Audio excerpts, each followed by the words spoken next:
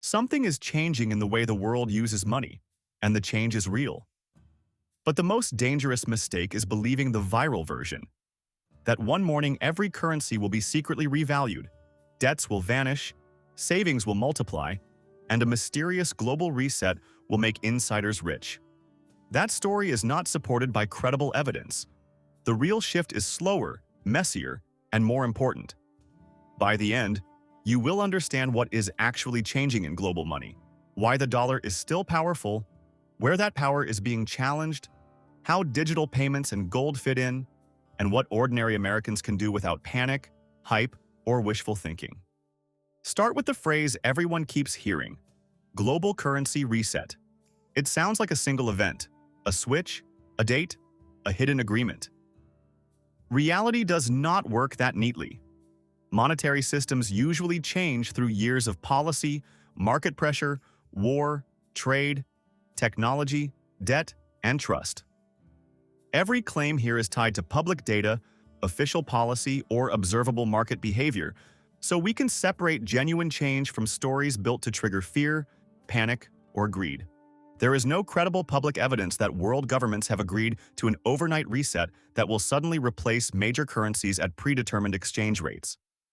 If someone tells you the date is already set and only a few people know it, skepticism is not cynicism, it is basic financial self-defense. But dismissing the dramatic version does not mean nothing is happening. Something is happening. Countries are diversifying reserves. Central banks are buying more gold. Payment systems are being linked. Some trade is settling in local currencies. Digital money is moving from theory into policy experiments. The dollar remains the center of the international monetary system. That is not patriotic marketing. It is visible in reserves, foreign exchange trading, cross-border debt, trade invoicing, banking, and the enormous pool of dollar assets that global investors can buy and sell. At the end of 2025, the dollar made up a little under 57% of allocated global foreign exchange reserves. That share is lower than it was decades ago, but it is still far ahead of every rival currency. And in the global foreign exchange market, the dollar was on one side of roughly 89% of trades in April 2025. That is an extraordinary network advantage because currencies are often exchanged through the dollar, even when the United States is not one of the two trading partners. The reason is simple. Reserve currencies are not chosen like a favorite sports team. They are chosen because governments, banks, corporations, and investors need deep markets, legal predictability, liquidity, convertibility, usable collateral, and places to park enormous sums without moving the price too much. The United States has something competitors still struggle to match: a giant market for treasury securities and other dollar assets, supported by a broad financial system. Foreign investors continue to hold tens of trillions of dollars in American securities. That is not behavior consistent with an overnight abandonment. But dominance creates temptation. When the world depends on your currency, your financial system becomes more than plumbing. It becomes leverage. Sanctions, banking access, payment channels, and asset freezes can all affect countries that rely heavily on the dollar-based network. From Washington's point of view, financial sanctions can be a powerful alternative to military force. From the point of view of countries that fear becoming targets, the same power creates an incentive to build backup routes. Both statements can be true at once. That is one reason de-dollarization is real, but often misunderstood. It does not require every country to dump every dollar. It can mean holding a little more gold, invoicing a portion of trade in another currency, building a regional payment system, or reducing exposure in selected transactions. Gold is part of that backup strategy. Central banks have increased their gold holdings, and by market value, gold became the second largest global reserve asset after the dollar. Gold has no issuer that can default, and no foreign government that can print more of it. That does not mean gold is about to replace modern money. Gold does not run payroll systems, settle every invoice, provide elastic liquidity in a crisis, or offer the same convenience as bank deposits. It is a reserve asset, not a complete operating system for a modern economy. The same story appears in emerging market payment systems. Countries want cross-border payments to be faster, cheaper, and less dependent on a small number of intermediaries.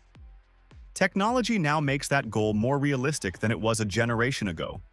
BRICS is often presented online as if it has a secret replacement currency ready to launch. That claim keeps outrunning the evidence. Recent discussions have focused much more on local currency settlement, linking payment systems, and possibly connecting official digital currencies than on creating one shared currency. In August 2026, officials discussed linking fast payment systems and central bank digital currencies across BRICS members to make cross-border transactions easier. That is meaningful infrastructure work, but it is not the same thing as unveiling a new global reserve currency. A common currency is hard because money is political. Sharing a currency means sharing constraints. Countries with different inflation rates, interest rate needs, capital controls, trade balances, institutions, and strategic goals would have to surrender or coordinate major parts of monetary sovereignty. Europe spent decades building the institutions around the euro, and even then the project has faced major strains. Expecting a larger and more economically diverse group to produce a seamless shared currency quickly ignores how difficult monetary unions actually are. Local currency trade is much easier. An importer can pay in one country's currency while the exporter receives another, using banks or payment systems to handle conversion. That reduces the need to route every transaction through dollars without requiring a new currency for the entire bloc. The International Monetary Fund also has something called the special drawing right. It is sometimes described online as a future world currency. That is misleading. The SDR is an international reserve asset whose value is based on a basket of major currencies, not cash that Americans use at the grocery store.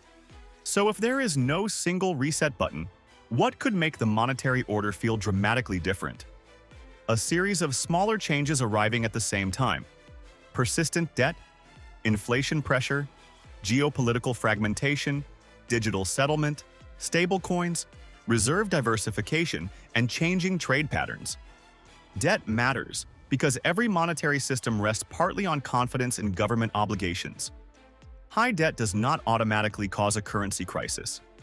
A government that borrows in its own currency has more flexibility than a household. But rising interest costs can narrow policy choices and increase political tension. Inflation matters because people do not experience a currency through central bank speeches. They experience it through purchasing power. When the same paycheck buys fewer groceries, less insurance, less rent, or less electricity, confidence becomes personal. In July 2026, food-at-home prices were about 2.7% higher than a year earlier, according to the Bureau of Labor Statistics. That sounds moderate compared with the worst inflation years, but it arrives after earlier price increases that are already baked into the starting level. That is the part many official conversations fail to communicate clearly. Lower inflation does not usually mean prices return to where they were. It means prices are rising more slowly. If a cart became painfully expensive and then increases at a slower rate, the pain does not magically reverse. A monetary shift can affect food through exchange rates, energy, fertilizer, packaging, transportation, credit, labor, and imported ingredients. But not every grocery increase is a currency story. Weather, disease, harvests, supply disruptions, competition, and retailer strategy all matter too. Now look at packaging. One of the easiest ways to raise what you effectively pay is to sell less product at the same sticker price. The package looks familiar. The shelf position looks familiar. Your brain recognizes the shape, but the unit price has changed. That practice is often called shrinkflation. It is legal when quantity is disclosed accurately, but it can be hard to notice. A government review found that downsized products can produce meaningful jumps in per-unit cost, even when the front of package price barely moves. The defense is boring and powerful. Unit pricing. Price per ounce, price per pound, price per count. The big number on the shelf is designed to be noticed. The smaller unit number is often the one that tells you whether the deal improved or quietly got worse. Store layout adds another layer. High traffic areas, end caps, eye-level shelves, checkout lanes, and promotional displays are valuable because attention is valuable. A product does not need to be the cheapest option to sell well. It needs to be the option you notice. The center of the shelf, can feel like the default. Premium products can be placed where your eyes land first. Store brands may sit nearby with less dramatic packaging. The difference can be meaningful because the retailer controls the environment in which you compare them. Private labels are one of the quietest forces in grocery economics. A store can offer its own brand at a lower price than a national brand while still earning an attractive margin because it controls more of the product's economics and spends differently on marketing. Loyalty cards turn that understanding into data. They can deliver real discounts, and for many households, those discounts are worth using. But they can also reveal what you buy, when you buy it, how often you respond to promotions, and which discounts change your behavior. The broader pricing industry is moving toward more data-driven targeting. The Federal Trade Commission has examined how personal data can be used in individualized pricing systems. That does not mean every grocery store is secretly charging every shopper a unique price, but the capability deserves attention. Digital coupons amplify this. You may need an app, account, phone number, or membership to unlock the advertised price. The consumer pays partly with money and partly with attention, data, and friction. Coupons also create a reference price problem. If an item is constantly marked down from a high regular price, shoppers can feel they are winning every time they pay the lower number. But the useful question is not how much you saved from the sticker. It is what competing products cost per unit. Then comes convenience. Pre-cut fruit, single-serve packs, prepared meals, individually wrapped snacks, same-day delivery, and tiny bottles can save time. Time has value, but convenience often hides a large markup in the unit price. Delivery makes that even harder to see. The customer may face item markups, service fees, delivery fees, small order fees, tips, or membership costs. Some charges are obvious, others appear later in checkout, and the total can drift far from the shelf price. Instacart has faced federal scrutiny over how grocery delivery costs were presented to consumers, including allegations about mandatory fees connected to advertised delivery claims. The broader lesson is not that delivery is bad. It is that convenience should be evaluated by the final total, not the first screen. A delivery app can also change your behavior. You may buy fewer impulse items because you do not walk past a bakery display. Or you may spend more because suggested add-ons, saved favorites, minimum thresholds, and one-tap reordering make extra purchases effortless. Now connect this back to money itself. A modern currency is not just paper in your wallet.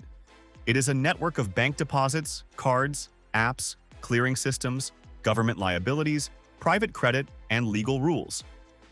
Most dollars already move electronically. The Federal Reserve's Instant Payment Service, FedNow, is a payment rail for participating financial institutions.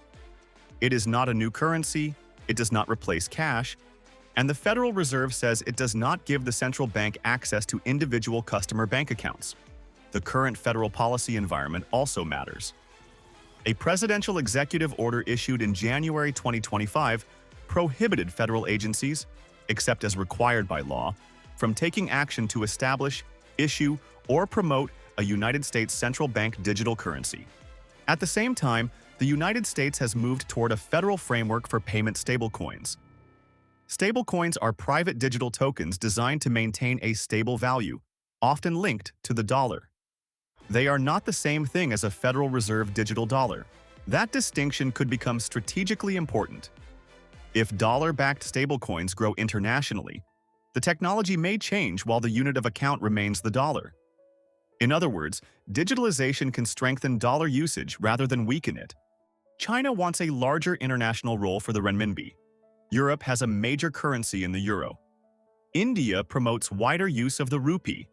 Regional systems are expanding, but every candidate faces trade-offs involving convertibility, capital markets, legal trust, policy independence, or geopolitical risk. So what would genuine warning signs look like? Not a viral countdown clock. Watch sustained changes in reserve composition, cross-border invoicing, foreign demand for dollar assets, funding markets, exchange rate volatility, inflation expectations, and the cost of United States government borrowing. Watch the depth of foreign bond markets. A reserve manager needs somewhere to put hundreds of billions safely and liquidly. A currency without a deep asset market can be useful for trade without becoming a dominant reserve. For Americans, the immediate risk is not that dollars suddenly turn into worthless paper on a random Tuesday. The more realistic risks are purchasing power erosion, higher borrowing costs, asset volatility, currency swings that affect imported goods, and policy responses that change taxes or spending. Energy matters too. Oil and many commodities are heavily linked to dollar markets. But the retail price of gasoline depends on crude prices, refining, distribution, taxes, seasonal factors, and local competition, not merely which currency appears on an invoice. Food is even more layered. A box on a shelf may contain imported ingredients, domestic labor, plastic made from petrochemicals, cardboard, trucking, warehousing, refrigeration, advertising, financing, and retailer margin. Exchange rates touch some of those pieces, not all. The first question is liquidity. Do you have enough accessible cash or insured deposits to handle an emergency without selling investments at the worst possible time? A global monetary thesis does not pay an unexpected medical bill next Friday. The second question is expensive debt. If you carry high-interest consumer debt, paying it down can produce a certain improvement in your financial position that no speculative currency bet can promise. That can mean diversified stock and bond exposure appropriate to your goals, some cash for near-term needs, and perhaps modest exposure to assets that behave differently. The exact mix depends on time horizon, taxes, risk tolerance, and personal obligations. Gold can play a role for some investors, but gold is not a guaranteed inflation shield over every period. Its price can be volatile, it produces no operating earnings, and buying physical metal introduces spreads, storage, and security questions. Cryptocurrency can rise dramatically and fall dramatically. A digital asset is not safe merely because it sits outside a bank. Custody risk, market risk, fraud risk, regulatory risk, and technology risk still exist. Foreign currencies are not automatically safer either. Every currency reflects the fiscal, monetary, political, and economic realities of its issuer. Swapping all your dollars for another currency simply exchanges one set of risks for another. If someone says a special note, coin, token, or foreign currency will be revalued by thousands of % after a secret announcement, ask what economic mechanism would support that exchange rate. Who pays? Why? Under what law? Through which market? Real monetary reforms leave tracks. Legislation, central bank papers, treaties, banking rules, balance sheet changes, payment system tests, market prices, corporate behavior, official reserve data. You can observe the system moving even when the final destination is uncertain. Faster settlement sounds purely positive until you remember that speed can transmit mistakes and fraud faster too. Every new payment rail needs governance, identity controls, dispute processes, cybersecurity, liquidity, and rules for failure. Central bank digital currencies raise another set of trade-offs. They can potentially improve payment efficiency or financial inclusion in some systems, but they also raise legitimate questions about privacy, bank funding, technology, resilience, and the role of the state. The Bank for International Settlements found that most central banks it surveyed were exploring some form of central bank digital currency, with wholesale projects generally further advanced than retail projects. Exploration is not the same as nationwide launch. Suppose your household buys the same coffee every week. The sticker price does not move for months, so you think inflation stopped. Then you notice the container holds less. Your spending data says stable price. Your pantry says less product. Suppose the old package was routinely discounted, but the new loyalty program makes the lower price available only through an app. You forget to activate it twice a month. The official shelf tag still advertises the deal. Your bank account records the actual penalty. Suppose you grab the premium version because it sits at eye level and carries a health halo. The cheaper store brand uses similar core ingredients and has a lower unit price. The difference is not just food. It is marketing, placement, trust, and your available attention. None of these examples requires a sinister meeting. They emerge from incentives. Firms test what consumers tolerate.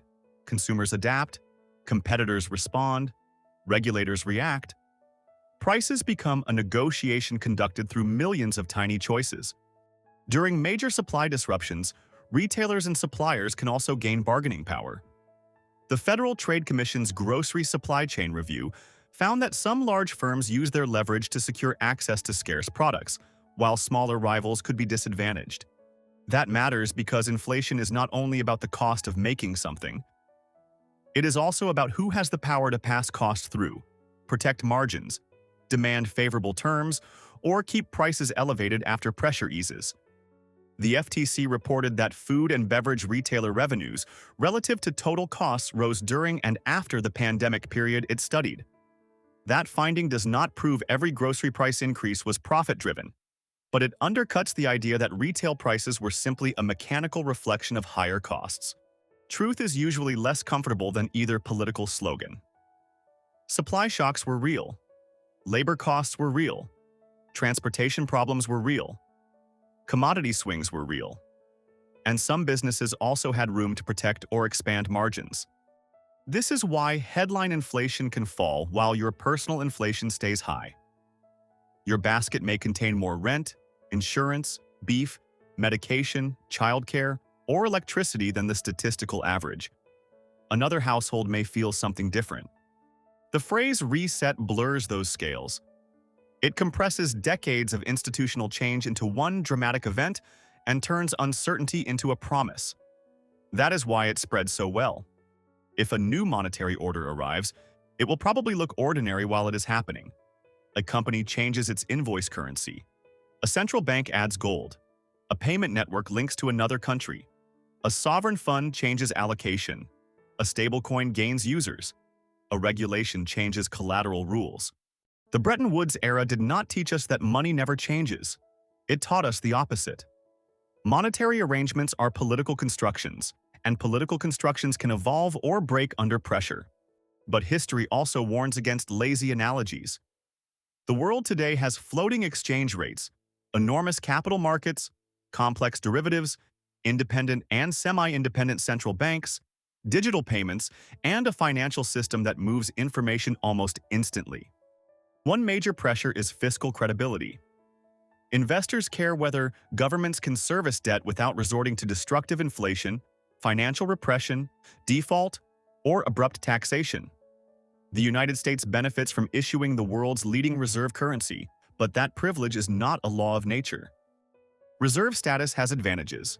Global demand for dollar assets can lower funding costs and increase financial influence. It can also contribute to a strong currency that makes some American exports less competitive. Another pressure is geopolitics. Countries that trade heavily with one another may prefer payment channels that remain available, even when relations with Washington deteriorate. That does not require hostility toward Americans. It can be simple contingency planning. But fragmentation is expensive. Multiple systems mean duplicated compliance, currency conversion, technology integration, liquidity pools, and legal frameworks. Efficiency pushes toward common networks, even while politics pushes toward alternatives. The dollar's biggest defense is not a threat. It is usefulness. If dollar markets remain deep, open, liquid, and trusted, businesses will keep using them because switching costs money. The dollar's biggest long-term vulnerability is not a meme. It is self-inflicted damage to the qualities that made people want the currency in the first place. That includes confidence in institutions, rule of law, liquid markets, predictable policy, economic productivity, and the ability to manage public finances without repeated crises. So be careful with people who speak in absolutes. The dollar is not invincible. The dollar is not dead. Gold is not useless. Gold is not magical. Digital currency is not automatically tyranny. Digital currency is not automatically liberation. For households, the practical response is equally unglamorous. Know what you spend. Track unit prices. Compare recurring bills. Understand your debt rates. Keep emergency liquidity. Diversify sensibly. Avoid investments whose payoff depends on secret knowledge. At the grocery store, build a memory for unit prices on the items you buy often. You do not need to memorize the whole store. 10 or 15 staples can tell you whether a promotion is actually good.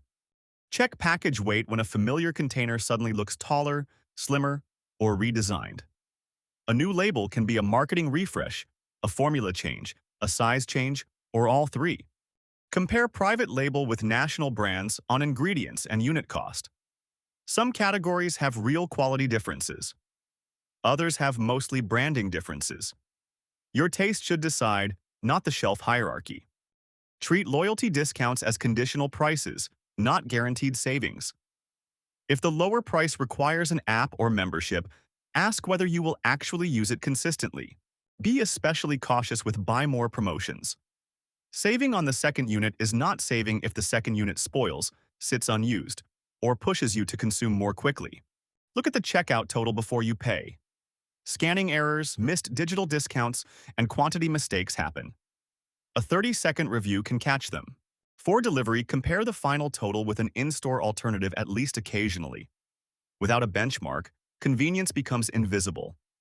For premium products, ask one rude question. What exactly am I paying extra for? Better ingredients? Better sourcing? Smaller production? Convenience? Packaging? Status? Sometimes the answer is worth it. Sometimes it is not. The coming monetary order will reward the same skill. A currency's price is its exchange rate. Its value comes from what the system behind it can reliably deliver. If another currency offers cheaper settlement but limited asset markets, businesses may use it for payments and still save in dollars. Different currencies can win different jobs. We may move toward a layered system.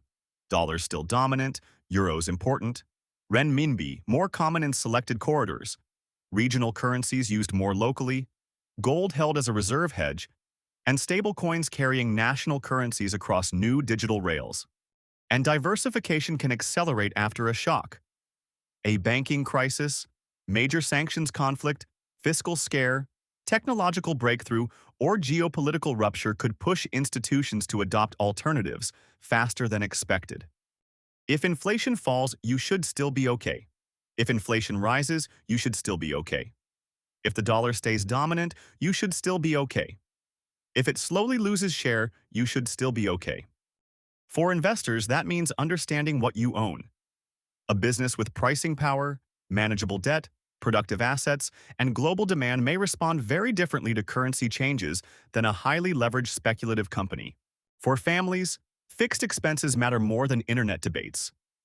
Housing, transportation, insurance, food, debt service, and health costs determine how much freedom you have when conditions change. It also becomes dangerous when people treat cash as either worthless or sacred. Cash has a job: liquidity and short-term stability. It is not designed to maximize long-term growth, and it is not automatically obsolete because payments are digital. Bank deposits have a job, bonds have a job, stocks have a job, real assets have a job, gold may have a job. The mistake is asking one asset to do every job. Remember what reserve managers do. They diversify because they are managing uncertainty, liquidity, safety, and return. They do not know the future with certainty either. Central banks can be wrong. Governments can make damaging decisions. Markets can overshoot. None of that requires a hidden global script. So what should make you genuinely concerned? Persistent inflation that becomes embedded in expectations. A sustained loss of fiscal credibility. Severe stress in treasury markets. Abrupt capital controls. Repeated attacks on the legal foundations investors rely on. A breakdown in payment system trust. What should not control your life?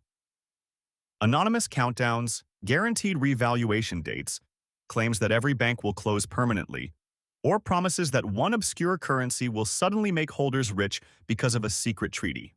The most profitable lie in finance is often a complicated story that ends with a simple instruction: send money now. The dollar's reserve share has drifted lower over the long run. Other currencies have gained pieces of the market. Gold has become more important. Payment systems are becoming more regional and more digital. Stablecoins are creating new ways to move old units of account. At the same time, the dollar remains deeply embedded in global trading, funding, reserves, and asset markets. foreign demand for American securities remains enormous. Inertia is one of the most underestimated forces in money. Once contracts, software, collateral rules, accounting systems, and habits are built around a currency, changing them costs time and money.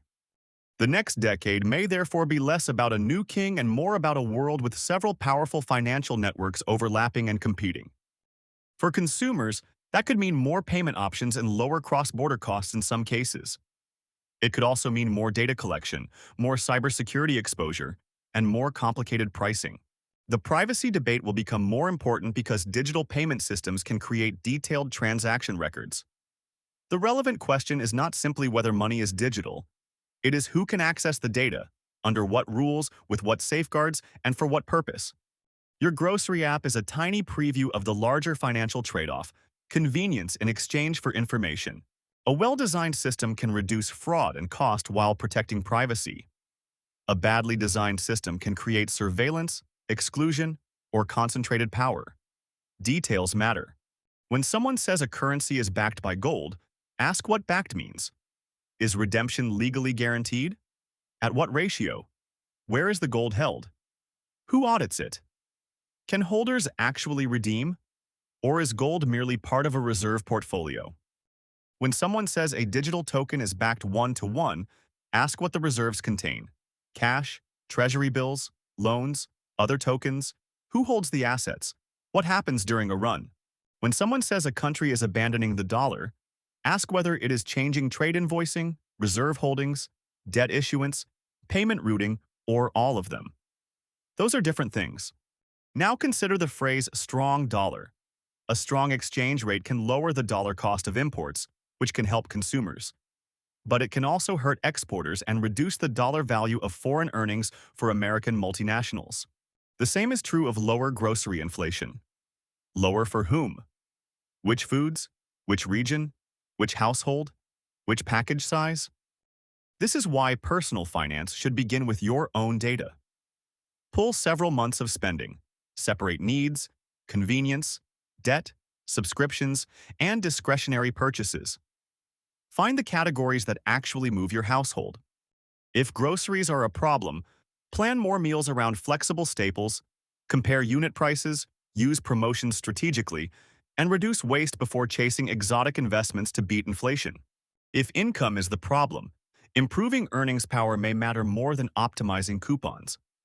You do not need to predict the exact reserve share of the dollar 10 years from now to avoid a bad financial decision today.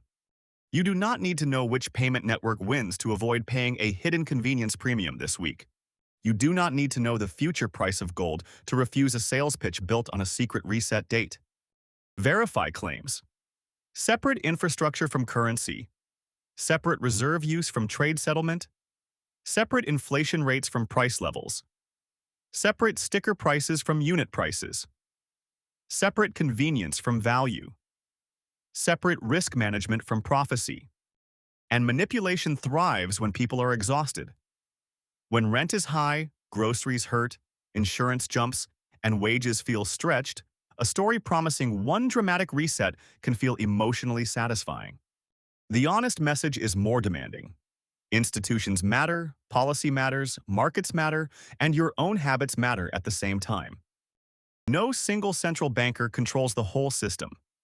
No single retailer controls every food price. No single country controls every payment route. Power is concentrated in places, but it is also contested. A more diversified world monetary system could reduce dependence on any one country. It could also make crisis coordination harder. A more digital system could make payments faster. It could also create new cyber and privacy risks. More local currency trade could reduce conversion costs.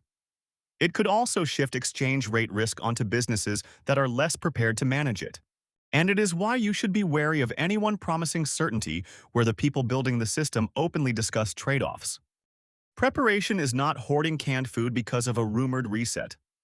Preparation is reducing fragility. It is knowing where your money goes, keeping emergency liquidity, protecting passwords and accounts, understanding deposit insurance, diversifying long-term assets, controlling high-cost debt, and reading the fine print before sending money to anyone. Because the next monetary order is coming in the only sense that every order eventually evolves. The institutions, technologies, and habits around money are already changing. The dollar is likely to face more competition. That competition should be taken seriously. It should not be exaggerated into a guaranteed collapse. Local currencies will be used in more trade corridors. That does not mean one BRICS currency suddenly replaces the dollar. And grocery prices will keep reminding people that purchasing power is the part of monetary economics that cannot be talked away. So, when you hear that the system is being reset, ask the better question. Which part of the system is actually changing, and what evidence shows it? When you hear that prices are cooling, ask whether the rate of increase slowed or the actual price fell. When an investment promises protection, ask what risk you are taking to get it. When a currency story promises certainty, ask who profits if you believe it. The biggest takeaway is simple. The global monetary system is becoming more contested and more technologically complex, but the dollar still has enormous structural advantages. The real transition is gradual, uneven, and visible in data. The second takeaway is that monetary change reaches households through purchasing power, borrowing costs, jobs, assets, and prices. The grocery aisle is not separate from the macroeconomy. It is where the macroeconomy becomes personal. The third takeaway is that businesses understand human attention. Packaging, store layout, loyalty programs, private labels, coupons, premium positioning, delivery interfaces, and convenience habits can all change what you pay without changing what you think you are buying. And the final takeaway is the one worth remembering when the next terrifying headline appears. Resilience is more valuable than certainty. Stay liquid enough to handle surprises. Keep debt manageable. Diversify. Compare real prices. Protect your data. Verify extraordinary claims. And never let urgency substitute for evidence. If this helped separate the real monetary shift from the reset mythology, like the video and share it with someone who keeps hearing conflicting stories about the dollar. Then leave a comment with this specific question. What change worries you more over the next 5 years? A weaker dollar, higher everyday prices, or more control moving into digital payment systems?